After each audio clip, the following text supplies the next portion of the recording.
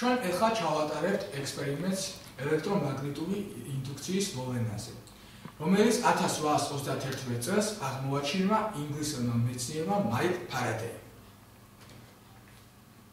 დანადგარი შედგება შემდეგი ნაწილებისაგან: შტატივი, ინდუქციურობის კოჭა, მაგნიტი, სამბარა, ორი მიყვანი სადენი და მილი ამპერმეტრი. მე ახლა მაგნიტს მოვიყვან ხევით მოძრაობაში. ამ დროს კოჭაში წარმოიქმნება ცვლადი ინდუქციური დენი, რომელსაც ჩვენ შეგვიძლია დავაკვირდეთ მილი ამპერმეტრს.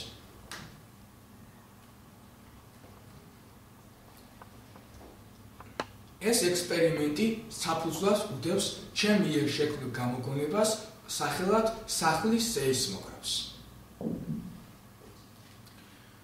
ჩვენი გამოგონებები სრულყოფილად განთავსდება ჩვენი ფიზიკის მასწავლებლების ბატონ ჯემა ტიკნაძის საიტზე www.analemma.g